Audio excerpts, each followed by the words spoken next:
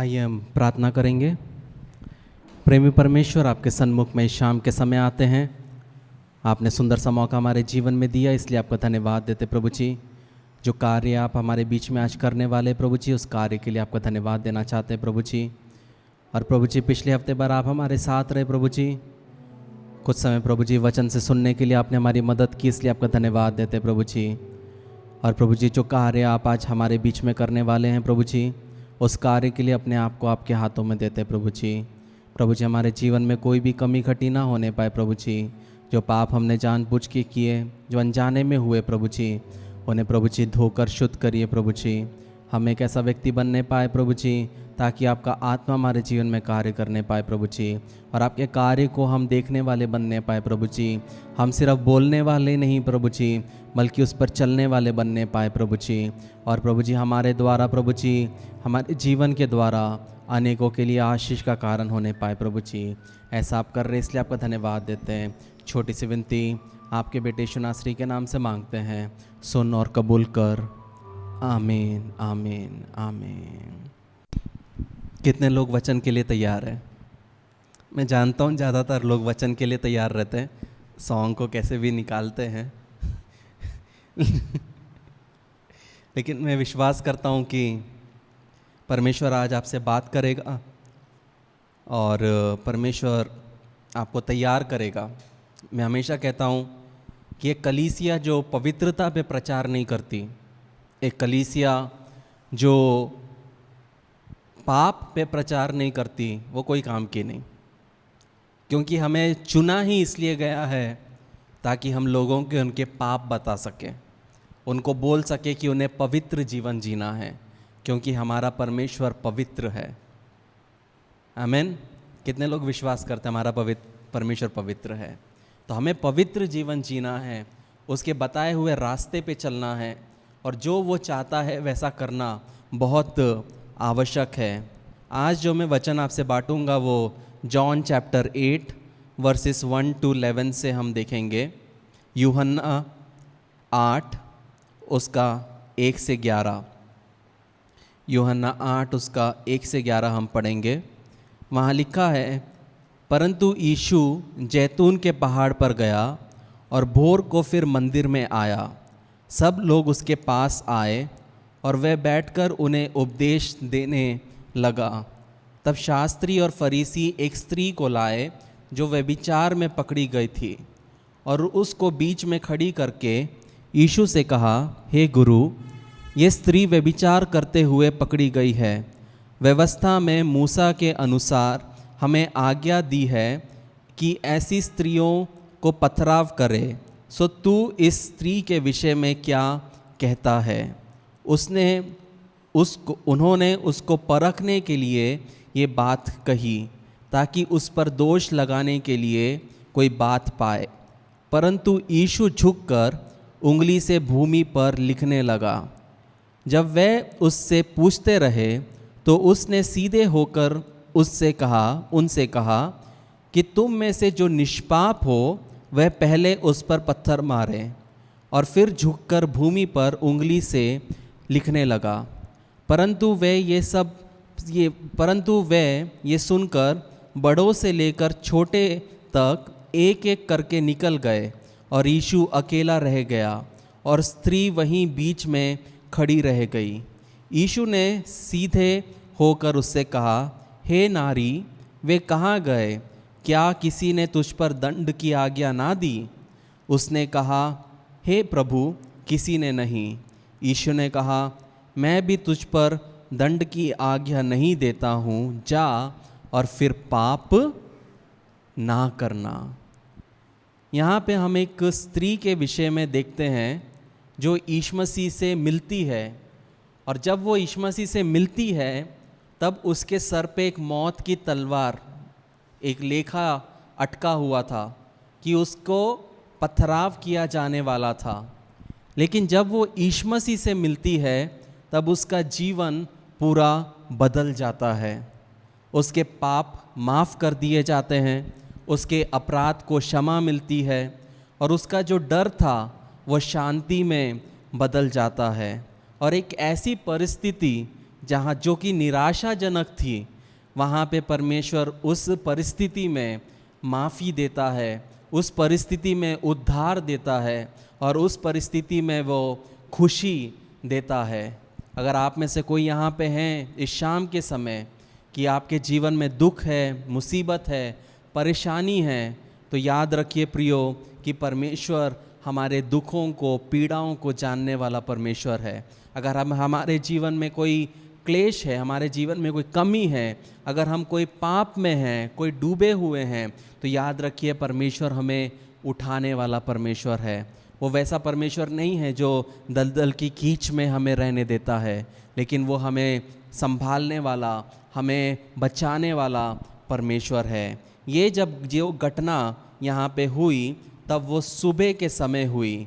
जब हम पढ़ते हैं वहाँ लिखा है पहला वचन, पर यीशु जैतून के पहाड़ पर गया और भोर को फिर मंदिर में आया और सब लोग उसके पास आए और वहाँ बैठकर उन्हें उपदेश देने लगा। तो हम यहाँ पे देखते हैं ये सुबह का समय था, यीशु मसीह मंदिर में बैठे हुए थे और लोग वहाँ पे इकट्ठा थे और लोग उनकी बातों को सुन रहे थे और यहाँ पे बहुत एक शांति का एक अवसर था। तो यहाँ पे हम देख सकते हैं कि एकाएक क्या करते हैं, कुछ शास्त्री और फरीसी एक स्त्री को क्या करते हैं, पकड़कर उसके यीशु मसीह के पास में लाते हैं। और लिखा है तीसरा और चौथा वचन, तब शास्त्री और फरीसी एक स्त्री को लाए जो व्यभिचार में पकड़ी गई थी और उसको बीच में खड़ी करके यीशु से कहा, हे गुरु, ये स्त्री व्यभिचार करते हुए पकड़ी गई है। व्यवस्था में मूसा ने हमें आज्ञा दी है कि ऐसी स्त्रियों को पथराव करे, सो तू इस स्त्री के विषय में क्या कहता है। जब मैं पढ़ता हूँ तब हमेशा मुझे याद आता है उन मसीहों का जो हमेशा मुझसे पूछते हैं, क्या लड़के को लंबे बाल रखना चाहिए, क्या लड़कियों को सर ढकना चाहिए, क्या ये करना चाहिए, क्या वो करना चाहिए। सिर्फ बाहरी रूप को जो देख के सवाल करते हैं, लेकिन हमें आत्मिक रूप में, हमें आत्मिकता को देख के हमें आगे चलना है। यहाँ पे जो हम स्त्री को देखते हैं उसको व्यभिचार करते हुए पकड़ा गया था। और याद रखिए आज के ज़माने में, पहले हम व्यभिचार को क्या कहते थे, व्यभिचार कहते थे, लेकिन आज के समय में लोग व्यभिचार नहीं कहना चाहते, लोग उसको अफेयर कहते हैं। थोड़ा अच्छा लगना चाहिए क्योंकि she had an affair, he had an affair, affair कहते हैं। लेकिन परमेश्वर व्यभिचार को व्यभिचार ही कहता है। जो व्यभिचार है, आप उसका कितना भी नया टर्म ला लो, व्यभिचार व्यभिचार ही होता है। और व्यभिचार एक बहुत नीच पाप है। ये क्या करता है, ये परमेश्वर की आज्ञाओं को, परमेश्वर की वाचा को तोड़ता है। ये परमेश्वर के वाचाओं का उल्लंघन करता है। ये जो वाचा जो पति पत्नी शादी के वक्त लेते हैं उसका उल्लंघन करता है। ये परिवारों के दिलों को और परिवारों को तोड़ता है और ये लोगों के विश्वास को तोड़ता है, लोगों के सपने को तोड़ता है। और ये क्या करता है, जीवन में, परिवारों में क्या करता है, और एक भयंकर बुरी तरीके से जकड़ लेता है और ये क्या करता है, परिवार को नष्ट करता है। तो यहाँ पे भी जब हम स्त्री को देखते हैं तो ये स्त्री को पाप में पकड़ा गया, पाप करते हुए पकड़ा गया। याद रखिए हम में से बहुत लोग जब पाप करते हैं तब हमको कोई नहीं देखता, लेकिन ये स्त्री को पाप करते हुए पकड़ा गया। जब हमको कोई पूछेगा तू गाली देता है, तो आप बोलेंगे नहीं मैं तो नहीं देता, क्योंकि कोई थोड़ी देखता है जब हम देते हैं। लेकिन हमारी बीवी नहीं देखती, हमारे पति नहीं देखते। जब हम गाली गलौज करते हैं, हम गलत चीज़ बोलते हैं, तो कौन देखता है? लेकिन परमेश्वर देखता है, यीशु मसीह देख रहा है। यहाँ पे स्त्री को पाप करते हुए क्या किया, वो पकड़ी गई। और हम सोचते हैं कि व्यभिचार करना बहुत बड़ा पाप है, पर हम किसी की बुराई कर सकते हैं, क्योंकि बुराई करना छोटा पाप है। लेकिन मैं आपको एक बात बताऊं, परमेश्वर के नज़र में पाप पाप है, चाहे वो बड़ा हो या छोटा हो, परमेश्वर के नज़र में पाप पाप है। जब हम याकूब 2:10 पढ़ते हैं, वहाँ लिखा है उसकी दृष्टि में सब पाप बुरा है। तो हम सोचेंगे बिन लादेन बहुत ही बड़ा आतंकवादी था, बहुत लोगों को उसने मारा, तो हम सोचते बिन लादेन तो बुरा इंसान है, लेकिन हम स्टेज में खड़े होकर कितने लोगों की बुराई करते हैं, अपने भाई से बात नहीं करते हैं, हम भी परमेश्वर के नज़र में उसके लेवल में आ जाते हैं। कहने का मतलब है कोई बड़ा पाप नहीं, कोई छोटा पाप नहीं, पाप पाप है। तो यहाँ पे हम देख सकते हैं कि ये व्यभिचार करते हुए ये स्त्री यहाँ पे पकड़ी गई। आप में से बहुत लोग बोलेंगे मैंने तो व्यभिचार नहीं किया, लेकिन जब हम रोमन्स 3 चैप्टर 10 वर्स 18 पढ़ते हैं, जब हम रोमियो 3 उसका 10 से 18 पढ़ते हैं, वहाँ लिखा है, जैसा लिखा है कि कोई धर्मी नहीं, एक भी नहीं, कोई समझदार नहीं, कोई परमेश्वर का खोजने वाला नहीं, सब भटक गए हैं, सब के सब निकम्मे बन गए, कोई भलाई करने वाला नहीं, एक भी नहीं। उनका गला खुली हुई कब्र है, उन्होंने अपने जीभों से छल किया है, उनके होठों में सांपों का विष है और उनका मुंह श्राप और कड़वाहट से भरा है। उनके पाँव लहू बहाने को फुर्तीले हैं, उनके मार्गों में नाश और क्लेश है, उन्होंने कुशल का मार्ग नहीं जाना, उनकी आँखों के सामने परमेश्वर का भय नहीं है। तो यहाँ पे हम देख सकते हैं पौलुस कहता है कि हम एक ऐसे समय पे रहते हैं जहाँ पे हम कोई भी पवित्र नहीं है। यहाँ पे जितने लोग बैठे हैं इंक्लूडिंग मी, हम में से कोई भी पवित्र नहीं है, लेकिन हमारे से पाप होता है, हमसे गलती होता है, लेकिन हम पवित्र जीवन जीने की कोशिश करते हैं। हम पश्चाताप क्यों करते हैं? हम पश्चाताप इसलिए करते हैं क्योंकि हमें पवित्र बनना है, हमें परमेश्वर के सामने सीधा चलना है, इसलिए हम पश्चाताप करते हैं। तो जब हम नीति वचन 15 उसका 3 पढ़ते हैं, नीति वचन 15 उसका 3, वहाँ पे लिखा है,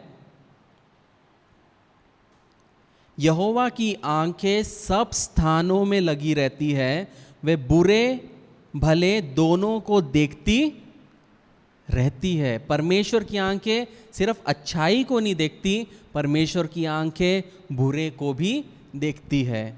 हम लोग जब पाप करते हैं हमको लगता है कि परमेश्वर कुछ नहीं देखता, लेकिन याद रखिए प्रियो, परमेश्वर हर एक चीज़ देखता है और एक दिन परमेश्वर हर एक छुपा हुआ चीज़ को प्रकट भी करने वाला है। ये उसका वचन कहता है। जब हम लूक चैप्टर 12 वर्स 3 पढ़ते हैं, जब हम लूका 12 उसका 3 पढ़ते हैं, वहाँ लिखा है, एक से पढ़ लेते हैं, आपको अच्छे से समझेगा। इतने में जब हज़ारों की भीड़ लग गई, यहाँ तक कि एक दूसरे पर गिरते पड़े, तब वह सबसे पहले अपने चेलों से कहने लगा कि फरीसियों की कपट रूपी खमीर से चौकस रहना, कुछ ढप्पा नहीं जो खोला ना जाएगा, और ना कुछ छिपा है जो जाना ना जाएगा। इसलिए जो कुछ तुमने अंधेरे में कहा है वह उजियाले में सुना जाएगा, और जो तुमने कोठरियों में कानों कान कहा है वो कोठों पर प्रचार किया जाएगा। कहने का मतलब है प्रियो कि एक दिन हमारा सच्चाई क्या है, बाहर आएगा, और एक दिन हमें परमेश्वर और यीशु मसीह के सामने आपको और मुझे क्या करना है, खड़ा होना है। हम बहुत सारे पाप करते हैं, हमको लगता है कि कोई जानता नहीं है, लेकिन परमेश्वर क्या कहता है यहाँ पे वचन के द्वारा, जो तुमने अंधेरे में कहा है वो उजियाले में सुना जाएगा, और जो तुमने कोठरियों में कानों कान कहा है वो कोठों में प्रचार किया जाएगा। कहने का मतलब है कि तुम्हारे पापों को परमेश्वर क्या करेगा, एक्सपोज करेगा। हम जो गलत काम करेंगे उसके लिए परमेश्वर एक दिन वो चीज़ सामने लाएगा ही लाएगा। हो सकता है 10 साल ना आए, हो सकता है 20 साल ना आए, लेकिन वो चीज़ बाहर आएगा, कभी ना कभी परमेश्वर लाएगा। क्यों लाएगा? अगर हमने पश्चाताप नहीं किया तो। अगर हम वो चीज़ को मानकर हम अपनी स्थिति से बदल जाते हैं, परिस्थिति से बदल जाते हैं, पाप करना हम छोड़ देते हैं, परमेश्वर देखता है कि ये सचमुच बदल गया है या बदल गई है, तब क्या होता है, परमेश्वर वो चीज़ का रिप्रकशन या कॉन्सिक्वेंस जो है उसको वो हटाता है। लेकिन अगर हम उसको करते जाएंगे तो क्या होगा, एक दिन वो चीज़ बाहर आएगा ही आएगा। याद रखिए, जब एक ग्लास में अगर मिट्टी है और उसमें हम पानी भर देंगे तो पानी एकदम से क्या होगा, गंदगी दिखेगा। लेकिन उसको अगर आप 2 घंटे 3 घंटे रहने दोगे तो पूरी मिट्टी क्या हो जाएगी, नीचे आ जाएगी और पानी क्या दिखेगा, साफ दिखेगा। परमेश्वर क्या करता है, ये मिट्टी जो है ये पाप है और ये पानी हमारा जीवन है। परमेश्वर ऐसे ही ये पानी को रहने देगा थोड़े समय तक, बदलता है कि नहीं बदलता है। लेकिन जब वो नहीं बदलता तो परमेश्वर थोड़ा सा उंगली से वो पानी को हिलाता है, और जब वो पानी को हिलाएंगे तो क्या होगा, मिट्टी ऊपर आएगा। तो वैसे ही अगर हम अपने आप को नहीं बदलेंगे तो परमेश्वर हमारे जीवन में भी थोड़ा सा घुमाएगा ताकि इसके पाप बदल जाए। क्यों ऐसा क्यों होता है? ऐसा इसलिए होता है क्योंकि परमेश्वर चाहता है कि हम पश्चाताप करें, और परमेश्वर हमारे आत्मा के प्रति ज़्यादा सोचता है कि भले इसके बारे में लोग जान ले या इसके बारे में लोग बुरा भी बोले, कोठों में भी बोले, पर इसका आत्मा बचना चाहिए। हमारा आत्मा बचाना परमेश्वर का प्रथम योजना रहता है। प्रथम स्थान परमेश्वर के लिए यही रहता है कि हमारा किसी तरह आत्मा बचे, और वो आत्मा बचाने के लिए परमेश्वर हर एक तरीका से क्या करेगा, कोशिश करेगा कि हमारा आत्मा बच जाए। तो यहाँ पे हम देखते हैं कि परमेश्वर की आंखें बुराई पर और अच्छाई पर वो क्या करती है, देखती रहती है। और एक दिन जो हम अपने आप को कहते हैं, जो हम बोलेंगे, वो चीज़ क्या होगा, वो बाहर आएगा। उसका मतलब क्या है, हमारा पेशा, हम जो पेशे से अपने आप को कहते हैं वो चीज़ बाहर एक दिन आएगा। कहने का मतलब है, जब हम मत्ती 7 उसका 21 से 23 पढ़ते हैं, मैथ्यू 7 21 to 23, यहाँ पे लिखा है, जो मुझसे हे प्रभु कहता है, उनमें से हर एक स्वर्ग के राज्य में प्रवेश ना करेगा, परंतु वही जो मेरे स्वर्गीय पिता की इच्छा पर चलता है। उस दिन बहुत सारे मुझसे कहेंगे, हे प्रभु, क्या मैंने तेरे नाम से भविष्यवाणी नहीं की? क्या मैंने तेरे नाम से दुष्ट आत्मा को नहीं निकाला और तेरे नाम से बहुत अचंभे काम नहीं किए? तब मैं उनसे खुलकर कह दूंगा कि मैं तुमको कभी नहीं जाना, हे कुकर्म करने वालों, मेरे पास से चले जाओ। यहाँ पे 3 प्रकार के लोगों के बारे में स्पेसिफिकली यीशु मसीह ने कहा है। पहला 22वां वचन, भविष्यवाणी करने वाले, दूसरा दुष्ट आत्मा निकालने वाले, और तीसरा चंगाई करने वाले, मतलब प्रोफेसी, दूसरा डिलीवरेंस, तीसरा हीलिंग्स एंड मिरेकल्स। और यही 3 चीज़ जो है सबसे ज़्यादा है मसीहों के बीच में। लोग अपने आप को प्रॉफिट बुलाते हैं, लोग अपने आप को हीलर बुलाते हैं, लोग अपने आप को डिलीवरर बुलाते हैं। तो आप अपने आप को क्या बुलाते हो? उसके अनुसार परमेश्वर एक दिन आपको सबके सामने में लाएगा। अगर आप अपने आप को भविष्यवक्ता बोलते हो और आपने परमेश्वर के नाम पे झूठा भविष्यवाणी किया है, तो एक दिन आपके सामने में वही चीज़ दिखाएगा, तब बोलेगा मैंने तो आपके नाम से भविष्यवाणी की। पर यीशु मसीह बोलेगा मैं तो नहीं जानता, मेरे आत्मा ने तो ऐसा तुझे नहीं उभारा, वो तो तूने अपने मन से बोला। तो हम जो चीज़ अपने आप को बुलाएंगे, मैं अपने आप को हमेशा इवेंजलिस्ट बोलता हूँ। क्यों? क्योंकि मैं 19 साल से इवेंजलिस्ट था और मैं मरते दम तक इवेंजलिस्ट रहूँगा। लोग मेरे फल को देख के बोल सकते हैं कि मैं भविष्यवक्ता हूँ, मैं पास्टर हूँ, जो बोलना है बोलो, लेकिन मैं अपने आप को एक इवेंजलिस्ट बुलाता हूँ, क्योंकि मैं चाहता हूँ मेरा न्याय इवेंजलिस्ट के न्याय हो। क्योंकि यीशु मसीह भी एक इवेंजलिस्ट था, वो आत्माओं को सुसमाचार सुनाने के लिए आया। तो कहने का मतलब है, एक दिन हम जो अपने आप को बुलाएंगे उसके अनुसार हमारा प्रोफेशन, जिसके अनुसार आप इलेक्ट्रीशियन बनोगे, आप बोलोगे मैं इलेक्ट्रीशियन हूँ नयन, तो इलेक्ट्रीशियन के जैसे परमेश्वर आपका जज करेगा। आप बोलोगे मैं गिटारिस्ट हूँ, तो उसके जैसा नया न्याय करेगा। लेकिन आप जो अपने आप को बोलोगे वही अनुसार, ये बहुत इंपॉर्टेंट है जानना। यहाँ पे हम एक स्त्री को देखते हैं जो कि लॉ के अनुसार, न्याय के अनुसार पकड़ी गई है, और उसका पथराव होना बहुत आवश्यक है। जब हम लेविटिकस 20 उसका 10 पढ़ते हैं लेवी व्यवस्था 20 उसका 10, वहाँ पे हम देखते कि परमेश्वर क्या कहता है ऐसी स्त्री के साथ करना चाहिए। वहाँ पे लिखा है, फिर यदि कोई पराई स्त्री के साथ व्यभिचार करे तो जिसने किसी दूसरे की स्त्री के साथ व्यभिचार किया हो तो वे व्यभिचारी और व्यभिचारिणी दोनों निश्चय मार डाले जाएं। और जब हम ड्यूट्रोनोमी 22 उसका 22 पढ़ते हैं, व्यवस्था विवरण 22 उसका 22, उसमें लिखा है, यदि कोई पुरुष दूसरे पुरुष की ब्याई हुई स्त्री के संग सोता हुआ पकड़ा जाए तो जो पुरुष उस स्त्री के संग सोया हो वह स्त्री दोनों मार डाले जाए। इस प्रकार ऐसी बुराई को इस्राएल में से दूर करना। ये क्या बोल रहा है, किसके बारे में है? ये परमेश्वर का न्याय, परमेश्वर का वचन ये बोलता है, अगर कोई पाप करता हुआ पकड़ा गया, व्यभिचार करते हुए पकड़ा गया तो उसे पथराव से मारना चाहिए। अगर एक लड़की या एक स्त्री की सगाई होती है तो पुराने नियम में उसको पथराव करके मारा जाता था, लेकिन वहीं पे वो स्त्री अगर विवाहित है तो उसका गला घोट के मारा जाता था। और वहीं पे अगर वो स्त्री एक याजक की बेटी है तो उसको जिंदा जलाया जाता था। सोच के देखो, अगर यही चीज़ हमारे समय में होता तो क्या होता, कि ऐसा पाप करने वालों के साथ ऐसा करना पड़ता। लेकिन एक चीज़ मैं यहाँ पे पॉइंट करना चाहता हूँ, जब फरीसियों ने स्त्री को लाया तो स्त्री के साथ जिसने पाप किया वो कहाँ था? क्योंकि वचन कहता है दोनों व्यभिचारी और व्यभिचारिणी, या दोनों पुरुष और स्त्री, तो पुरुष कहाँ था? कहने का मतलब था कि वो पुरुष उनके साथी थे, उनके जानने वाले थे, लेकिन उन्होंने पुरुष को जाने दिया और स्त्री को क्या किया? बलि का बकरा बनाया। और तभी से लेके आज भी हम ऐसी ही सोसाइटी में जीते हैं जहाँ पे हर गलत काम के लिए हम स्त्री को क्या करते हैं? बुरा मनाते हैं, या स्त्री को हम बुरा जानते हैं, हर एक चीज़ स्त्री पे डालते हैं। उसको बोलते हैं एडम स्पिरिट। क्या बोलते हैं? एडम स्पिरिट, आदम का आत्मा।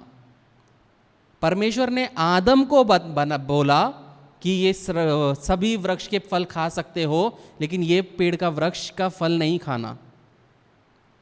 लेकिन जैसे ही परमेश्वर ने पूछा आदम तू कहाँ है, क्यों किया? आदम बोलता जो स्त्री तूने दी उसकी वजह से। लेकिन अगर वहीं पे आदम अगर अपनी गलती मान लेता तो पता नहीं क्या अच्छा हो सकता था। परमेश्वर कोई ना कोई एक वे निकालता था। कहने का मतलब है हमें अपनी गलतियों को मानना, चाहे स्त्री हो पुरुष हो, दोनों के लिए ये लागू है। क्योंकि जब हम जेनेसिस 1:26 पढ़ते हैं, उत्पत्ति 1:26 वहाँ लिखा है, फिर परमेश्वर ने कहा हम मनुष्य को अपने स्वरूप के अनुसार अपनी समानता में बनाएं और वे समुद्र की मछलियों और आकाश की पक्षियों और घरेलू पशुओं और सारी पृथ्वी पर और सब रेंगने वाले जंतुओं पर जो पृथ्वी पर रेंगते हैं अधिकार रखे। तब परमेश्वर ने मनुष्य को अपने स्वरूप के अनुसार उत्पन्न किया, अपने ही स्वरूप के अनुसार परमेश्वर ने उसको उत्पन्न किया, नर और नारी करके उसने मनुष्य की सृष्टि की। मनुष्य की सृष्टि नर और नारी।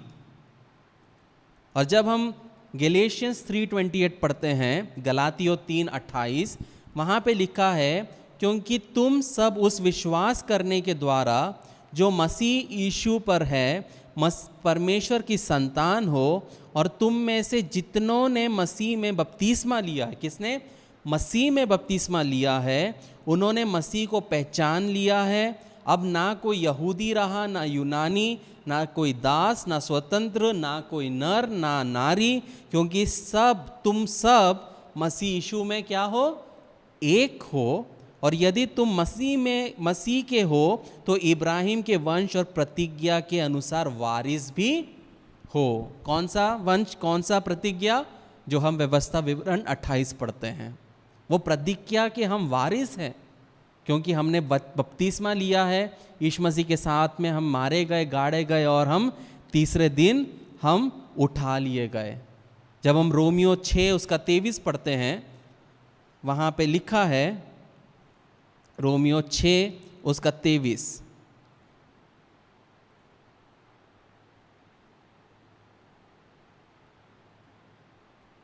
वहाँ लिखा है, क्योंकि पाप की मजदूरी तो मृत्यु है, परंतु परमेश्वर का वरदान हमारे लिए प्रभु यीशु में क्या है? अनंत जीवन है। पाप की क्या है मजदूरी? मृत्यु है। हमारे जीवन में हमको मरना था, लेकिन आज हम और आप क्यों जीवित हैं? परमेश्वर की दया, उसका अनुग्रह। जब हम इज़ेकियल 18 उसका 4 पढ़ते हैं, जब हम इज़ेकियल 18 वर्स 4, उसमें लिखा है, देखो सबों के प्रमाण तो मेरे हैं, जैसे पिता का प्राण वैसे ही पुत्र का भी प्राण है, दोनों मेरे ही हैं, इसलिए जो पाप करे वही मर जाए। यहाँ पे हम देखते हैं पुराने नियम में क्या था? जो पाप कर रहा है मारा जाएगा, बाप दादाओं के पाप भी उस पर आते हैं। लेकिन एजेकियल 18 में परमेश्वर उस नियम को बदल देता है और परमेश्वर क्या करता है? बोलता है एजेकियल के द्वारा कि जो पाप करेगा वही मरेगा। यहाँ पे हम जनरेशनल कर्स को एक्सपोज करते हैं इस वचन से, कि परमेश्वर खुद बोल रहा है कि अब मैं पिता का पाप के वजह से बेटे के ऊपर पाप आने नहीं दूंगा, अब जो करेगा वो भरेगा। तो बहुत ज़रूरी है कि यहाँ पे हम एक चीज़ सीख सकते हैं कि हमारा पाप छुपेगा, हम छुपाएंगे अपने पाप को, लेकिन पाप एक ना एक दिन सामने ज़रूर आएगा। इसलिए जब हमें परमेश्वर समय देता है, हमें क्या करना है? अपने आप को सुधारना है, अपने आप को बदलना है, ताकि प्रॉब्लम बड़ी ना हो जाए। याद रखिए, जब एक छोटा सा पेड़ रहता है, जब वो उगता है, तब आप 2 उंगली से उसको उखाड़ के फेंक सकते हो। लेकिन जब वो पेड़ बड़ा हो जाता है, बरगद का पेड़ बन जाता है, तब 10 लोग लगते हैं, 20 लोग लगते हैं उसको काटने के लिए। वैसे ही हमारे जीवन में पाप है। जब पाप है वो छोटा है, हम उसको इग्नोर करते हैं, वो बढ़ता है, हम उस पर खाद डालते हैं, हम उसको और बढ़ाते हैं। फिर एक समय वो पाप इतना बढ़ जाता है कि हम उसको उंगली से नहीं उखाड़ पाते, हम उसको ऐसे करके भी पकड़ नहीं पाते। और तब क्या होता है? तब हमारे जीवन में हमको लोगों की मदद लेनी पड़ती है और बहुत सारे लोगों को हमारे पाप के बारे में पता चलता है। तो हमारे जीवन में जब पाप है तो उसका उद्धार कहाँ से आएगा? सिर्फ एक ही के द्वारा। जब हम यूहन्ना 14 उसका 6 पढ़ते हैं, जॉन 14:6 पढ़ते हैं, यीशु मसीह ने कहा, मार्ग, सत्य, सच्चाई और जीवन मैं ही हूँ, बिना मेरे द्वारा कोई पिता के पास नहीं पहुँच सकता। यीशु मसीह के द्वारा। जोसेफ और यीशु मसीह नहीं, मरियम और यीशु मसीह नहीं, पतरस और यीशु मसीह नहीं, पौलुस और यीशु मसीह नहीं, सिर्फ यीशु मसीह। सिर्फ यीशु मसीह के द्वारा ही हम पिता के पास जा सकते हैं। जब हम प्रेरितों के काम 4 उसका 12 पढ़ते हैं, प्रेरितों के काम 4 उसका 12, उधर लिखा है, और किसी दूसरे के द्वारा उद्धार नहीं, क्योंकि स्वर्ग के नीचे मनुष्य में और कोई दूसरा नाम नहीं दिया गया है जिसके द्वारा हम उद्धार पा सके। किसके बारे में कह रहा है? यीशु मसीह के द्वारा, और किसी के द्वारा नहीं। अगर कोई व्यक्ति कहता है कि यीशु मसीह ठीक है, लेकिन आपको ये भी करना चाहिए, भैया दूर रहो उससे, क्योंकि ये गलत शिक्षा दे रहा है। वचन क्या बोलता है? सिर्फ यीशु के द्वारा। जब हम प्रेरितों के काम 16 उसका 31 पढ़ते हैं, प्रेरितों के काम 16 उसका 31, वहाँ पे लिखा है, उन्होंने कहा, प्रभु यीशु मसीह पर विश्वास कर तो तू और तेरा घराना उद्धार पाएगा। ऐसा लिखा है। पास्टर पे भरोसा रख, भविष्यवक्ता पे भरोसा रख, ऑर्गेनाइजेशन पे भरोसा रख, डिनोमिनेशन पे भरोसा रख। किस पे भरोसा रखना है? प्रभु यीशु मसीह पर। बहुत लोगों के लिए उनका डिनोमिनेशन इंपॉर्टेंट रहता है, उनको ये फिक्र रहती कि हमें गाड़ने के लिए यहीं पे मिलना चाहिए। उनको चर्च में शादी होना, इसलिए वो वहीं पे रहेंगे। वो बोलते हैं ना, एक कहावत है, हाथी निकल गई लेकिन पूंछ नहीं निकला, वो वैसी कहावत है। लेकिन हमें क्या करना है? हमें सिर्फ यीशु मसीह के साथ में चलना है, क्योंकि उसी के द्वारा उद्धार होगा। और यहाँ पे क्या कहता है प्रेरित? प्रभु यीशु मसीह पर विश्वास कर तो तू और तेरा घराना उद्धार पाएगा। आप अगर विश्वास करोगे तो, अगर आप विश्वास करोगे तो आपका घराना बच सकता है। मेरे विश्वास से नहीं होगा, आपका विश्वास होना बहुत आवश्यक है। यहाँ पे हम एक ऐसी स्त्री को देखते हैं जो जिसकी कानून निंदा करता है। जो भीड़ वहाँ पे उपस्थित थे वो उसकी निंदा कर रही थी। जो धार्मिक फरीसी थे वो लोग उसकी निंदा कर रहे थे।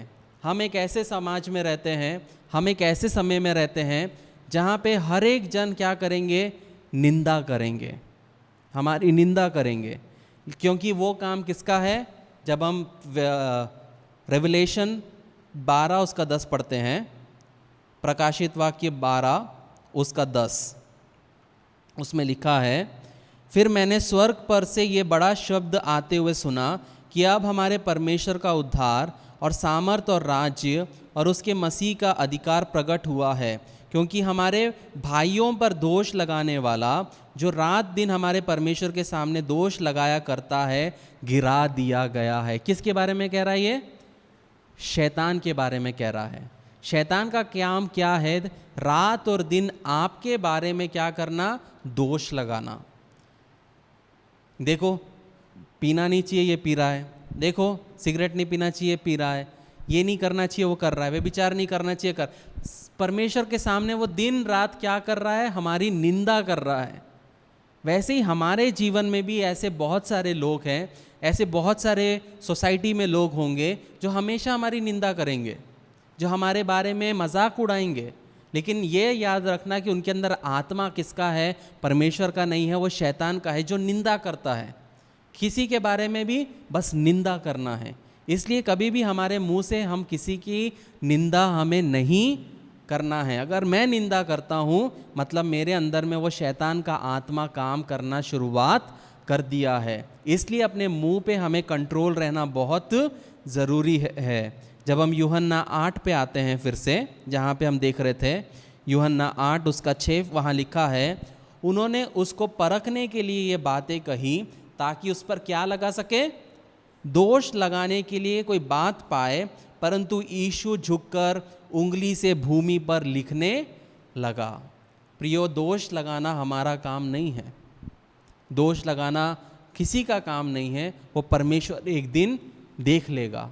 हमारा काम है जो हम पे दोष लगाता है हम उसको आशीष दें, हम उसके लिए प्रार्थना करें कि परमेश्वर तू बदल उनको, ताकि क्या हो, वो भी उनका आत्मा बच पाए और वो परमेश्वर के राज्य में जा पाए। तो यहाँ पे हम देख सकते हैं कि यहाँ पे जो भीड़ है वो एक्यूज कर रही है, और यहाँ पे यीशु मसीह क्या करते हैं?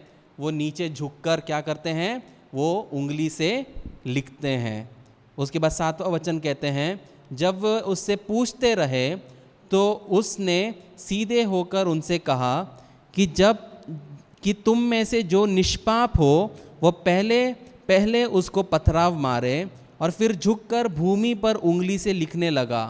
परंतु वे ये सुनकर बड़ों से लेकर छोटे तक एक एक करके निकल गए, और यीशु अकेला रह गया और स्त्री वहीं बीचों बीच खड़ी रही।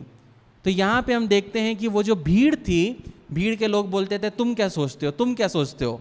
बहुत सारे लोग हमसे भी पूछेंगे, पास्टर जी ये कैसे करना चाहिए, ये क्या सही है कि गलत है, वैक्सीन लेना चाहिए कि नहीं लेना चाहिए। उनको पता है मैं क्या बोलूँगा, पर कुछ ना कुछ रीज़न चाहिए पास्टर जी के मुंह से गलत शब्द निकालना, कुछ गलत बात निकालना। ये हमारे जीवन में ऐसे लोग पर शैतान लेके आएगा। हमारा काम नहीं है सबको आंसर देना, हमारा काम नहीं है सबको जस्टिफाई करना। लेकिन यहाँ पे हम देख सकते हैं कि ये लोग यीशु मसीह को क्या करते हैं? उकसाते हैं। क्यों उकसाते हैं? क्योंकि यीशु मसीहों को वो लोग के ऊपर में दोष लगा सके। अगर वो यीशु मसीह बोलेगा नहीं इसने दोष नहीं किया, तो वो लोग बोलेंगे देखो ये पापियों का सपोर्ट करता है, मूसा के खिलाफ में प्रचार करता है। और अगर यीशु मसीह बोलेगा कि इसका पथराव कर दो, तो वो रोम के पास जाएंगे और बोलेंगे देखो ये आदमी के वजह से यहाँ पे केओस हो रहा है, यहाँ पे झगड़े हो रहे हैं। और रोम में जाके वो यीशु मसीह की क्या कर सकते हैं? निंदा कर सकते हैं, यीशु मसीह की कंप्लेन कर सकते हैं। तो बहुत बार लोग हमारे जीवन में आएंगे ये उकसाने के लिए कि ये कुछ तो गलती करे जो चीज़ मैं दूसरे को बता सकूं। देखो मैंने ऐसा किया था, मुझे बहुत सारे कॉल्स आते हैं तो मैं बहुत सोच समझ के बोलना पड़ता है। क्यों? क्योंकि आजकल हर एक फ़ोन रिकॉर्ड हो रहे हैं, कौन सा वीडियो और ऑडियो कहाँ जाएगा कुछ नहीं पता। तो हमको क्या करना है, समझदारी से बात करना है, ताकि हमारे कॉल रिकॉर्ड्स ना हो, ताकि कोई वो रिकॉर्ड को यूज़ करके हमारे लिए और निंदा ना करे कि देखो इनने तुम्हारे बारे में क्या बोला। वो उकसा रहे हैं, हम सच्चाई में बोल देंगे हाँ ठीक है सही बोल रहे हैं आप, लेकिन बाहर वो कुछ और करके वो जाएगा। इसलिए बहुत सचेत रहते हुए अपने जीवन को हमें क्या करना है, जीना है।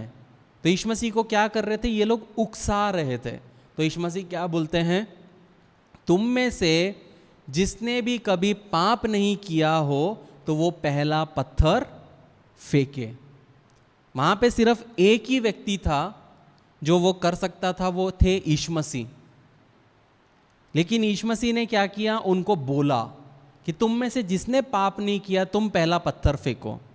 लेकिन यहाँ पे जो लोग थे उन लोगों के लिए एक दाद माननी पड़ेगी, एक बात माननी पड़ेगी, दाद देनी पड़ेगी कि जो यीशु मसीह ने उनको बोला अगर तुम में से किसी ने पाप नहीं किया तो पहला पत्थर मारे, तो उन्होंने अपनी गलती को एक्सेप्ट किया। उनमें से किसी ने ये नहीं बोला कि नहीं मेरे में पाप नहीं है और एक उठा के मारा, पर उन्होंने अपनी गलती को एक्सेप्ट किया। हाँ हम में पाप है, कभी कभी हम गलत लोगों से भी सीख सकते हैं। इस कहानी में फरीसी लोग गलत हैं, लेकिन हम उनसे भी सीख सकते हैं कि जब परमेश्वर हमें हमारे पाप दिखा रहा है, हमारी गलतियां बता रहा है, तो हमें ये फरीसी का ये गुण हमारे अंदर होना चाहिए कि हम अपनी गलतियों को क्या करें, माने। दाऊद में पाप था, दाऊद में कमी थी, लेकिन जब नाथान उसके पास आता है, भविष्यवक्ता उसके पाप को बताता है, तो बिलक बिलक कर बच्चों की नाई वो गिर के रोता है। हमें उस प्रकार का विश्वासी बनना है, उस प्रकार का हमें क्या करना है, व्यक्ति हमें बनना है। और उस दिन जब यीशु मसीह वहाँ पे झुकते हैं तो वहाँ पे वो यीशु मसीह अपनी करुणा को वहाँ पे दिखा रहे हैं, लोगों को बता रहे हैं कि मेरी करुणा अभी भी जीवित है। और जब वो खड़े हुए तब वो स्त्री को वो क्या करते हैं, वो बचाते हैं। याद रखो प्रियो कि एक दिन, उस दिन वो स्त्री यीशु मसीह के सामने थी, एक दिन आप और मैं यीशु मसीह के सामने रहेंगे। आज नहीं तो कल वो होगा ही होगा, अभी नहीं होगा, पर एक दिन आपको यीशु मसीह के सामने खड़ा ही होना है। चाहे आप विश्वास करते हो या नहीं करते हो, यीशु मसीह के सामने खड़ा होगा हर एक व्यक्ति। और उस दिन हमको क्या करना है, जवाब देना है। और तब हमारे पास योग्य आंसर देने के लिए हमारे पास कुछ होना चाहिए कि क्यों, परमेश्वर मसीह पूछेगा कि क्यों तू बदला नहीं, क्यों तू बदली नहीं। तब हमारे पास में उत्तर देने के लिए हमारे पास होना चाहिए कि मैं क्यों नहीं बदली। यहाँ पे ये स्त्री पापी है, उसने गलत किया है, उसको मारा जाना चाहिए, पथराव किया जाना चाहिए, लेकिन वो स्त्री यीशु मसीह के शरण में आई और यीशु मसीह उसके पापों को क्या करते हैं, माफ़ करते हैं। कैसे माफ़ी मिलेगी? जब हम रोमियो 10 उसका 9 पढ़ते हैं, रोमियो 10 उसका 9, उसमें लिखा है कि यदि तू अपने मुंह से यीशु को प्रभु जानकर अंगीकार करे और अपने मन से विश्वास करे कि परमेश्वर ने उसे मरे हुओं में से जिलाया है, तो तू निश्चय उद्धार पाएगा। क्योंकि धार्मिकता के लिए मन से विश्वास किया जाता है और उद्धार के लिए मुंह से अंगीकार। तो क्या इसका मतलब है मैंने विश्वास कर लिया तो मैं पाप कर सकता हूँ? क्या ये लाइसेंस देता है हमें?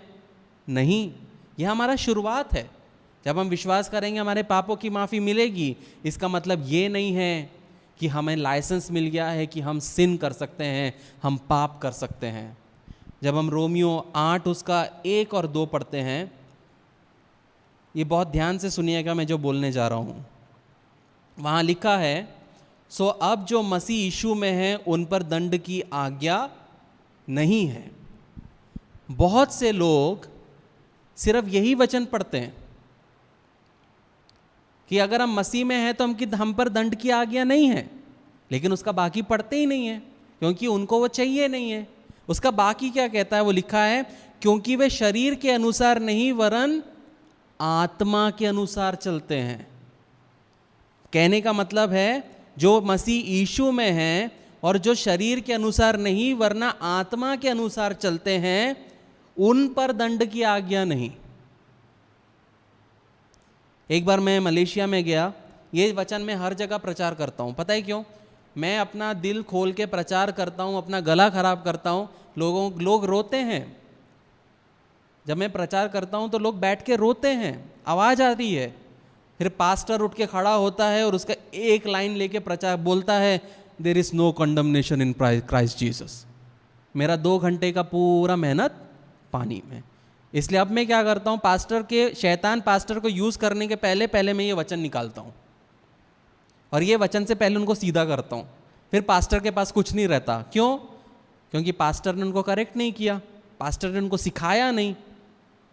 तो इसका मतलब क्या है? दूसरा वचन, क्योंकि जीवन की आत्मा की व्यवस्था ने मसीह यीशु में मुझे पापी की और मृत्यु की व्यवस्था से स्वतंत्र किया है।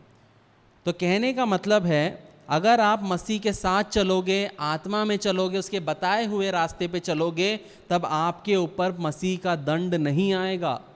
लेकिन आप शरीर की अभिलाषाओं के अनुसार चलोगे, दुनिया की रीति रिवाज के हिसाब से चलोगे, तब उसका दंड आएगा। कैसे मैं बोल सकता हूँ? मेरे साथ खोलिए इब्रानियों 10:26।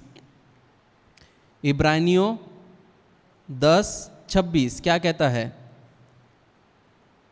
क्योंकि सच्चाई की पहचान प्राप्त होने के बाद, किसकी पहचान? सच्चाई की पहचान प्राप्त होने के बाद यदि हम जानबूझकर पाप करते हैं तो पापों के लिए फिर कोई बलिदान बाकी नहीं। अगर मैं जानबूझ के इंजॉय करने के लिए मैं पाप कर रहा हूं तो हम कितना भी माफी मांगे उसकी माफी नहीं है, उसका एक कॉन्सिक्वेंस है। दाऊद ने पाप किया, उसको माफी मिली, लेकिन उसका पहला पुत्र मर गया, कॉन्सिक्वेंस उसको उठाना पड़ा। तो हमारे जीवन में जब हम पाप करेंगे हमें माफी मिलेगी, लेकिन उसका एक कॉन्सिक्वेंस है जो हमको उठाना है। मैं पाप में था, मेरे पेट में 32 टाके हैं, कॉन्सिक्वेंस है। मैं स्ट्रगल कर रहा हूं अपने लाइफ में, वो मैं जानता हूं, लेकिन मैं उसको एक्सेप्ट करता हूं, मैं विश्वास करता हूं, मैं जानता हूं कि ये मुझे क्यों है। कहने का मतलब है हमें एक्सेप्ट करना है कि हाँ, मुझसे प्रभु जी क्या हुई है, गलती हुई है। बल्कि ये नहीं कि मैंने माफ़ी मांग लिया तो मिल गया, ऐसा नहीं है। माफ़ी मिल गया होगा, लेकिन उसका जो कॉन्सिक्वेंस है वो आपको उठाना पड़ेगा। आप अगर रोज शराब पियोगे, माफ़ी मांगोगे, वो माफ़ी मिल गई, शराब पिया माफ़ी मिल गई, पर आपका जो लीवर खराब हो गया उसका क्या? वो तो सहना है ना, डॉक्टर को पैसे देना है, अस्पताल में पे करना है, तो यीशु मसीह लीवर नया नहीं देगा। जो तुमने बोया है उसको काटो। समझ रहे मैं क्या कहना चाह रहा हूं? पाप की माफ़ी है, लेकिन हर एक पाप का एक कॉन्सिक्वेंस है। आप कुछ भी करो, कोई नहीं देखेगा, लेकिन उसका कॉन्सिक्वेंस आएगा। दाऊद ने बत्शीबा के साथ पाप किया तो कोई नहीं जानता था, सब लोग लड़ने गए थे और भाई साहब यहाँ पे किला में बैठे हुए थे। जब लड़ने के बजाय क्या करने बैठ गया था? वो राजभवन में बैठा हुआ था। और जब हमें काम करना है, हम घर पे बैठे रहेंगे तो शैतान काम करेगा। और क्या हुआ? उसने पाप किया, किसी को पता नहीं चला, कुछ लोगों को पता चला। फिर उसके बाद उसका बेटा आया और बेटे ने उसके रखेलों के साथ में सबके सामने में प्यार किया, पूरे बाहर में दिखा के। ये होता है पाप। आप जो बोओगे आप उसको काटोगे।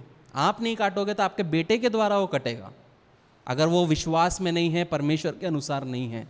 मैं क्या कहना चाहता हूँ प्रियो, कि हमें पाप को आसानी नहीं लेना है, आसानी रूप में नहीं लेना है, इग्नोर नहीं करना है, क्योंकि एक दिन इसका लेखा आपको भी देना है और उसका भुगतान आपका बेटा भी उठा सकता है, आपकी बेटी भी उठा सकती है।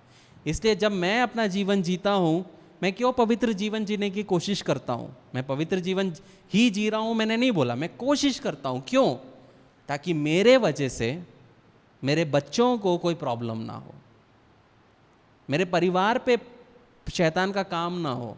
मैं पवित्र जीवन जीऊंगा तो परमेश्वर का हाथ मेरे परिवार पे रहेगा, क्योंकि वो उसका वचन कहता है। जब हम 1 कुरिन्थियों 6 उसका 9 से 11 पढ़ते हैं, 1 कुरिन्थियों 6 उसका 9 से 11, वहाँ लिखा है, क्या तुम नहीं जानते कि अन्यायी लोग परमेश्वर के राज्य के वारिस ना होंगे? धोखा ना खाओ, ना वैश्यागामी, ना मूर्ति पूजक, ना परस्त्रीगामी, ना लुच्चे, ना पुरुषगामी, ना चोर, ना लोभी, ना पियक्कड़, ना गाली देने वाले, ना अंधेर करने वाले परमेश्वर के राज्य के वारिस होंगे। और तुम में से कितने ऐसे थे, परंतु तुम प्रभु यीशु मसीह के नाम से और हमारे परमेश्वर की आत्मा से धोए गए और पवित्र हुए और धर्मी ठहरे।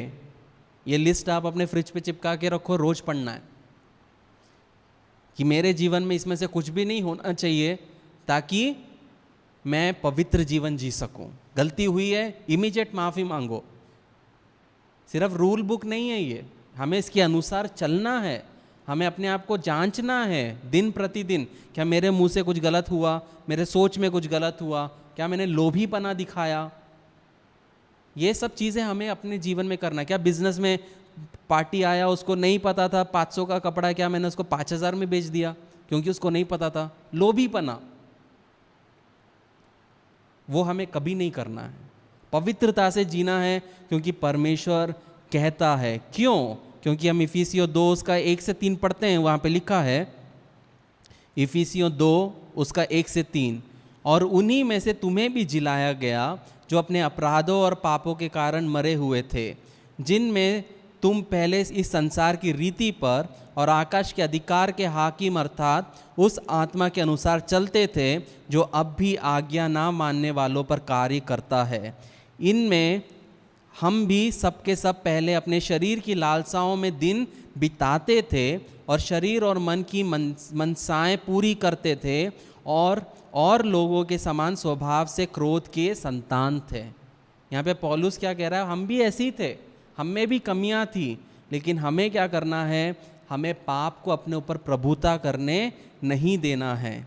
हमें क्या करना है? हमें आज्ञा मानते हुए हमें आगे चलना है। उसके बाद हम देखेंगे यीशु मसीह ने क्या किया। यूहन्ना 8 उसका हम देखेंगे, यूहन्ना 8 उसका 7 से जब हम पढ़ते हैं, वहाँ लिखा है, जब वे उससे पूछते रहे तो उसने सीधे होकर उनसे कहा कि तुम में से जो निष्पाप हो वही पहले उसको पत्थर मारे, और फिर झुककर भूमि पर उंगली से लिखने लगा। परंतु वे ये सुनकर बड़े से लेकर छोटे तक एक एक करके निकल गए, और यीशु अकेला रह गया और स्त्री वहीं बीच में रह गई। यहाँ पे हम देख सकते हैं एक चीज़, बड़े से लेके छोटा, मतलब वहाँ पे जब हम इसराइलियों को पढ़ते हैं, जब एक व्यक्ति 13 साल का हो जाता है तब उसको पुरुष माना जाता है। हम लोग तो 28 साल के लोगों को भी बच्चा मानते हैं, 40 हो जाता तो भी बच्चा ही मानते हैं। लेकिन वहाँ पे 13 साल की उम्र में एक लड़का जब 13 साल का उम्र का होता है तब उसको पुरुष माना जाता है, और उसको अपने बाप के काम में उसको हाथ बटाना पड़ता है। तो यहाँ पे हर एक व्यक्ति जो थे, बड़े से छोटे ने, मतलब वो पाप किया था। मेरा ये मैसेज का मतलब ये नहीं है कि आप में कमी है, आप में ही पाप है, मुझ में भी है, हम सब में है। लेकिन मैसेज ये है कि हमें एक्सेप्ट करना है, हमें अपनी गलतियों को मानना है, और जो पाप का जो माफ़ी हमें मिलता है, फिर वो पाप हमें फिर नहीं करना है। बहुत इंपॉर्टेंट चीज़ मैं अभी पढ़ने वाला हूँ, वो ध्यान दीजिए। और यीशु ने सीधे होकर उससे कहा, हे नारी, वे कहाँ गए, और क्या किसी ने तुझ पर दंड की आज्ञा ना दी? उसने कहा, हे प्रभु, किसी ने नहीं। यीशु ने कहा, मैं भी तुझ पर दंड की आज्ञा नहीं देता, जा फिर पाप ना करना। अब मेरा एक सवाल है आपसे, इसके बाद क्या आपने बाइबल में कहीं देखा है कि इस स्त्री के बारे में कहा गया है कि फिर से वो पकड़ी गई, फिर से वो व्यभिचार में पकड़ी गई? कहीं पढ़ा? नहीं पढ़ा। क्यों? क्योंकि जब यीशु मसीह ने उसको माफ़ किया, उसने उस माफ़ी को लिया और अपने जीवन में परिवर्तित हुई। अपने जीवन में जो बदलाव लाना था वो बदलाव लाई। कहने का मतलब है, जस्ट इमेजिन करिए कि यीशु मसीह के पास फरीसी 10 दिन बाद फिर से यही स्त्री को पकड़ के लाते हैं और यीशु मसीह को बोलते, देखो वही स्त्री को हमने फिर से पकड़ा है। तो यीशु मसीह को कैसा लगता कि यार मैंने इसके पाप माफ किए, इससे कहा कि पाप मत कर, लेकिन ये तो मानती नहीं है। हो सकता है यीशु मसीह दूसरे बार भी पाप माफ कर देगा, लेकिन यीशु मसीह को कैसा लगा होगा? जब हम पाप पे पाप करते जाते हैं, तब कभी सोचा है कि यीशु मसीह के साथ क्या होता है? ऐसा बोला जाता है कि यीशु मसीह के जो लहू है वो लहू हमारे पापों को मिटाता रहता है और यीशु मसीह को वही दर्द फिर से होता है जो उसने हमारे लिए कोड़े खाए, जो दर्द हुआ वो दर्द यीशु मसीह सहता है। कहने का मतलब है कि हमारे जीवन में हम इग्नोर करके हम पाप पे पाप करते हैं। किसके बेसिस पे? यीशु मसीह के बेसिस पे। लेकिन क्या कभी आपने सोचा है कि यीशु मसीह को कैसा लगता होगा? जानबूझ के गलती करना और गलती से गलती होने में फर्क है। मेरे दोस्त अगर गलत कर रहे हैं, मैं उनके पास जाकर बैठता हूं और गलती करता हूं, तो उसमें मेरी गलती है। यीशु मसीह तो नहीं लेके आया ना वहां पे, आत्मा भी नहीं बोला कि जाके उनके साथ बैठ के पाप कर। तो हमारे जीवन में पवित्र जीवन हमें जीना है, ये सोचते हुए कि मेरे पिता को, यीशु मसीह को कभी बुरा ना लगने पाए। मेरे जीवन के द्वारा हमेशा यीशु मसीह को घमंड होने पाए। जैसे परमेश्वर को अय्यूब पे घमंड था कि वो शैतान को बोला, क्या तूने देखा मेरे दास को? हमें एक ऐसा व्यक्ति बनना है। बहुत सारे बच्चे हैं, वो एक ऐसा बच्चा बनने की कोशिश करते हैं जिससे एक दिन जिंदगी में वो अपने माँ बाप से सुन पाए कि मुझे तुझ पे गर्व है। वो सुनना चाहते हैं, वो एक ऐसा बच्चा, एक बेटा बेटी बनना चाहते हैं, एक ऐसा पति बनना चाहते हैं कि वो कभी सुन पाए कि मेरी माँ मुझे कभी बोले या मेरा पिता मुझे कभी बोले जिंदगी में मरने के पहले कि बेटा मुझे तुझ पर नाज है, बेटी मुझे तुझ पर नाज है। अगर आपने कभी नहीं किया तो घर जाके करो, क्योंकि बच्चे चाहते हैं वो सुनना। ये नहीं कि हमेशा उनकी कमियां बताना। वैसे ही हमें परमेश्वर के लिए जब हम जीते हैं, तब हमें इस प्रकार जीना है कि यीशु मसीह को हम पे घमंड हो कि ये मेरा बेटा है, ये मेरी बेटी है, ये पाप से दूर रहती है, ये पाप से दूर रहता है, ये बुराई से दूर रहता है। उस तरीके का व्यक्ति बनना है। उस तरीके का व्यक्ति बनेंगे, लोग आपकी बुराई जरूर करेंगे, कोई फर्क नहीं पड़ता। सोसाइटी आपको पसंद नहीं करेगी, आपके दोस्त आपको पसंद नहीं करेगा, चलेगा। यीशु मसीह पसंद करता है, वही मैटर करता है। सबसे इंपॉर्टेंट चीज हमारे लाइफ में क्या है प्रियो? यीशु मसीह। लोग हमें कुछ भी बोले, हमारे जैसे दाऊद का हमने पढ़ा बाइबल स्टडी में, वो नाचा तो उसकी बीवी ने उसके बारे में बुरा बोला, कोई फर्क नहीं पड़ता। लेकिन दाऊद का परमेश्वर के साथ का जो रिश्ता था, वही रिश्ता आपका और मेरा होना चाहिए प्रियो, ताकि हम ये जो घर है, यहाँ पे हम देख सकते हैं वो स्त्री जो थी वो एक पाप के घर में रहती थी और वो पाप के घर से परमेश्वर उसको मुक्त करता है। हमारे जीवन में भी हो सकता है प्रियो, हम आज कोई पाप के घर में हो, कोई भी घर क्यों ना हो, झूठ बोलने का, कुछ लोगों का अननेसेसरी झूठ बोलना ही है। जब तक झूठ नहीं बोलेंगे तो उनका खाना नहीं पचेगा। हमें वैसा नहीं बनना है, हमें पवित्र जीवन जीना है, क्योंकि यीशु मसीह हमें देख रहा है, परमेश्वर हमें देख रहा है, स्वर्गदूत हमें देख रहे हैं। और ये हमें एक चीज़ बहुत इंपॉर्टेंट है कि एक दिन पूरा दुनिया हमें देखेगा। मैं अपना जीवन क्यों डर के जीता हूँ? परमेश्वर के डर से, क्योंकि एक दिन आएगा जब मेरा बेटा मुझे देखेगा। एक दिन हो सकता है वो मेरे पापों को देखेगा, जब यीशु मसीह के सामने खड़ा रहेगा। तब मैं नहीं चाहता कि मेरे को शर्म तब आना पाए, तब मैं शर्मिंदा ना हूँ। इसलिए अभी से पवित्र जीवन जीने की हमें कोशिश करना है। जब गलती होगी माफ़ी मांगो। एक व्यक्ति था जो कि चेन स्मोकर था, उसको पीने की बहुत आदत थी। पहले दिन यीशु मसीह में आया और बोला आपसे मैं सिगरेट नहीं पीऊँगा, लेकिन दिन भर दिन उसको इच्छा हुई 8 साढ़े 8 बजे उसने पी ली। फिर से प्रार्थना किया, यीशु मसीह मुझे माफ़ करो, मैं नहीं पीना चाहता, मैं कोशिश कर रहा हूँ, अब से मैं नहीं पीऊँगा। फिर दूसरा दिन आता है, फिर से उसको इच्छा होती है सिगरेट पीने की, नहीं पीऊँगा, सब जो भी मिलता है च्युइंगम सब खा रहा है, निकोटीन सब खा रहा है, कुछ नहीं हो रहा, फिर भी उसने पी लिया। ऐसे चलता गया सिलसिला। 10 दिन के बाद फिर वो रो रहा है यीशु मसीह के सामने, यीशु मसीह मुझे माफ़ करो, मैं नहीं पीना चाहता, पर मैं कैसे करूं, मुझे मदद करो। तब यीशु मसीह उसके सामने आते हैं और यीशु मसीह उसको बोलते, बेटा कौन सा पाप, जब मैंने तुझे माफ़ किया तो मैं भुला चुका हूं। क्या इसका मतलब है हम पाप करते जाएं? नहीं, इसका मतलब ये है कि यीशु मसीह ने उसके स्ट्रगल को देखा कि वो इंसान एक एडिक्शन में है, उसमें से निकलने की वो क्या कर रहा है, कोशिश कर रहा है। हो सकता है हम लोगों के जीवन में ऐसे पाप हो जिसमें से हम निकलने की कोशिश कर रहे हैं, पर अगर हम कोशिश ही ना करें और हम सोचेंगे कि मैं तो बपतिस्मा ले लिया हूँ, मुझे पवित्र आत्मा मिल गया है, मेरे को बाइबल का नॉलेज है, मैं तो चर्च जाती हूँ, गाना गाती हूँ, अन्य भाषा बोलती हूँ, तो चलेगा। नहीं चलेगा सिस्टर, नहीं चलेगा ब्रदर। हर एक पाप का क्या है, एक कॉन्सिक्वेंस है और वो आपको उठाना पड़ेगा। इसीलिए अभी से जब हमें समय मिलता है, हमें क्या करना है, एक सच्चा जीवन जीना है, एक अच्छा जीवन जीना है, लोगों के लिए एक एग्जाम्पल बनना है, लोगों के लिए ठोकर का कारण हमें बिल्कुल नहीं बनना है। मेरे पास में अभी कम से कम 500 से 600 बाइबल के मैसेजेस है, लेकिन जब मैं उसमें से प्रीच करने का सोचता हूं तो पवित्र आत्मा बोलता है ये नहीं बोलना है, ये बोलना है।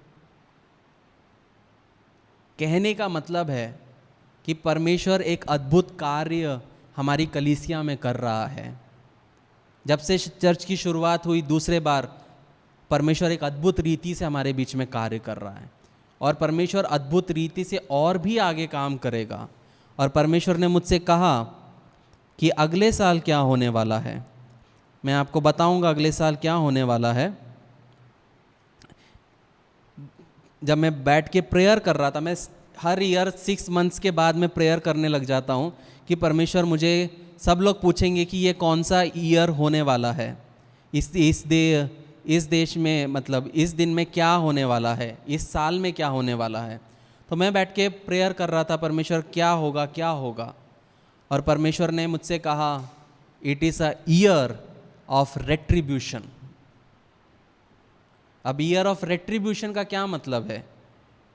रेट्रीब्यूशन का मतलब ये होता है कि रोमियो में हम पढ़ते हैं 19वें चैप्टर में, वहाँ लिखा है कि यीशु मसीह हमारे तरफ से लड़ने वाला है और जो लोगों ने हमारे खिलाफ काम किया है, जो लोगों ने हमारे विरुद्ध में बोला है, उन लोगों को यीशु मसीह आंसर देने वाला है। मैं वो वचन ढूंढ रहा हूँ लेकिन वो मुझे मिल नहीं रहा है, मैं आपको 1 सेकंड में बता सकता हूँ। Vengeance belongs to me English में लिखा गया है। आपको लड़ने की ज़रूरत नहीं है, परमेश्वर आपकी ओर से लड़ेगा अगले साल।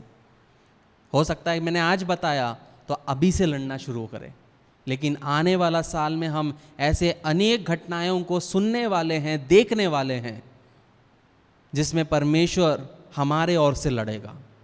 अभी तक शैतान का राज्य बढ़ रहा था, लेकिन अब परमेश्वर का राज्य बढ़ेगा और परमेश्वर अपना काम हमारे द्वारा, इस कलीसिया के द्वारा, हमारे जीवनों के द्वारा करेगा। तो अभी से उसके लिए प्रार्थना करना है कि प्रभु जी, तू जो कार्य के लिए मुझे नया साल में लेके जा रहा है, अभी से जिंगल बेल नहीं गाना है, अभी से तैयारी करना है अगले साल के लिए कि जो गलतियां मैंने अभी की है, वो गलतियां मुझे अगले साल नहीं करना है। एक अच्छा पिता मैं अभी नहीं बन पाया तो अगले साल बनना है। एक अच्छी माता मैं अभी नहीं बन पाई, अगले साल से मेरे जो बनना है। एक प्रार्थना का जीवन में नहीं जी पाई, पर मुझे वो करना है। ताकि हम जब अगले साल में जाएं तब परमेश्वर के कार्य को हम हमारे जीवन में देखने पाएं। 2021 मेरे लिए सबसे बड़ा आशीष का साल था। मेरे जीवन में इतने बड़े बड़े चमत्कार हुए जो मैं सोच भी नहीं सकता हूँ, और अगर मैं आपको बताऊंगा तो आपको विश्वास भी नहीं होगा, क्योंकि परमेश्वर का काम वैसा होता है कि वो सोच से परे होता है। लोग बोलेंगे इम्पॉसिबल, लॉकडाउन के समय में ये हो नहीं सकता, लेकिन सोना चांदी परमेश्वर का है। परमेश्वर के लिए कोई भी काम असंभव नहीं है प्रियो। कोई भी समाज हो, अगर वो इसराइलियों को मरुभूमि में मन्ना दे सकता है, भोजन दे सकता है, आरोग्य से भी अच्छा पानी दे सकता है, तो सोचो हमारे लिए वो क्या कर सकता है। सिर्फ हमें उस पर विश्वास रखना है और चलते जाना है, ताकि आने वाले साल में हम परमेश्वर के काम को हम देख पाए। ये वचन से परमेश्वर हम सबको आशीष दे। Yes Lord. प्रभु जी, हम ऐसे व्यक्ति बनने पाए प्रभु जी कि हम कभी भी आपको भूलने ना पाए प्रभु जी, आपके साथ सदा चलने वाले बनने पाए प्रभु जी, और हर एक परिस्थिति में आपको पकड़ के रहने वाले, कभी छोड़ने वाले ना बनने पाए प्रभु जी। प्रभु जी, आपके सन्मुख में आते हैं प्रभु जी, प्रेमी परमेश्वर आपके सन्मुख में आते हैं इस शाम के समय। आपने सुंदर सा मौका हमारे जीवन में दिया, इसलिए आपका धन्यवाद देते हैं प्रभु जी। प्रभु जी, कुछ समय आपके सन्मुख में बैठने के लिए आपने मदद किया, इसलिए आपका धन्यवाद देते हैं प्रभु जी। प्रभु जी, जो प्रभु जी आराधना हमने की प्रभु जी, हम विश्वास करते कि प्रभु जी आपने ग्रहण की प्रभु जी, और जो वचन आपने हमसे बांटा प्रभु जी, जो प्रभु जी हमसे जो बातचीत की प्रभु जी, हर एक के लिए प्रभु जी कोटि कोटि धन्यवाद देते हैं प्रभु जी। प्रभु जी, आपके अनुसार चलने के लिए, आपके अनुसार बढ़ने के लिए प्रभु जी, आपको कभी भी टेकन फॉर ग्रांटेड ना लेते हुए प्रभु जी, अपने गलतियों को मानते हुए प्रभु जी आगे बढ़ने के लिए हम सबको मदद करिए प्रभु जी। जिस कार्य के तहत आपने हमें चुना है प्रभु जी, वो कार्य को पूरा करने के लिए हमारी मदद करिए प्रभु जी। जिस तरह प्रभु जी आपने शाऊल का कार्य दाऊद को दिया प्रभु जी, उस तरीके से प्रभु जी हमारे जीवन में ना होने पाए प्रभु जी। जो कार्य आपके लिए आपने हमें चुना है, वो कार्य हमारे द्वारा ही पूरा होने के लिए प्रभु जी हमारे मदद करिए प्रभु जी। हम एक ऐसा इंसान बनने में मदद करिए जैसा आप चाहते हैं। हमारे बोलचाल में, चाल चरण में, रहन सहन में आप दिखने पाए प्रभु जी। प्रभु जी, हर एक जन जो यहाँ पे उपस्थित है उनको आपके हाथों में देते हैं, उनके जीवन को आपके हाथों में देते हैं, उनके परिवार को आपके हाथों में देते हैं प्रभु जी। उनके प्रभु जी प्रोफेशनल लाइफ को आपके हाथों में देते, बिजनेसेस को आपके हाथों में देते प्रभु जी। कोई भी कमी घटी प्रभु जी, दुख मुसीबत बीमारी प्रभु जी उनके जीवनों पर ना होने पाए प्रभु जी, और उनके परिवारों पर ना होने पाए प्रभु जी। आपके वचन में, आपके आत्मा के दानों में प्रभु जी बढ़ने के लिए हर एक को मदद करिए प्रभु जी। और जिस कार्य के तहत आपने चुना है प्रभु जी, वो कार्य को पूरा करने के लिए मदद करिए प्रभु जी। आपने जो उनके जीवन में जो कार्यों को शुरुआत की है आज से प्रभु जी, वो कार्य पूरा होते जाए प्रभु जी। ऐसा आप कर रहे, इसलिए आपका धन्यवाद देते प्रभु जी। हर एक टेढ़े मेढ़े रास्ते उनके जीवन में जो है वो सीधे होने पाए प्रभु जी। हर एक जो लाल समुंदर की जो परिस्थितियां हैं उसके बीच में एक प्रभु जी रास्ता खुलने पाए प्रभु जी। और जो प्रभु जी पहाड़ के दिखने, पहाड़ी नायक जो परिस्थितियां दिख रहे हैं प्रभु जी, वो समतल होने पाए प्रभु जी। और प्रभु जी, आप जो कार्य हमारे लिए असंभव है वो आपके लिए संभव है, इसलिए आपका धन्यवाद देते हैं। आप असंभव को संभव करने वाले परमेश्वर हैं, इसलिए आपका धन्यवाद देते हैं प्रभु जी। प्रभु जी, हर एक जन जो व्यक्ति समय निकाल कर प्रभु जी यहाँ आया, हर एक को प्रभु जी आशीषित करिएगा प्रभु जी। कोई भी व्यक्ति प्रभु जी बिना आशीष पाए ना जाने पाए प्रभु जी। उनके जीवन में आशीष दिखने पाए प्रभु जी, उनके परिवार में आशीष दिखने पाए प्रभु जी, उनके कार्यों में आशीष दिखने पाए प्रभु जी। वो आशीष के संतान बनने पाए प्रभु जी, वो जगत की ज्योति बनने पाए प्रभु जी, अनेकों के लिए एक आशीष का कारण बनने पाए प्रभु जी। ऐसा आप कर रहे, इसलिए आपका धन्यवाद देते हैं। अभी हम बिछड़ेंगे, लेकिन आपका प्रेम जो कभी नहीं बिछड़ता हमारे साथ बनाए रखिए। छोटी सी विनती आपके बेटे यीशु नासरी के नाम से मांगते हैं, सुन और कबूल कर। आमीन, आमीन, आमीन। वचन एक साथ पढ़ेंगे। प्रभु यीशु मसीह का अनुग्रह और परमेश्वर का प्रेम और पवित्र आत्मा की सहभागिता हम सबके साथ होती रहे। आमीन, आमीन, आमीन।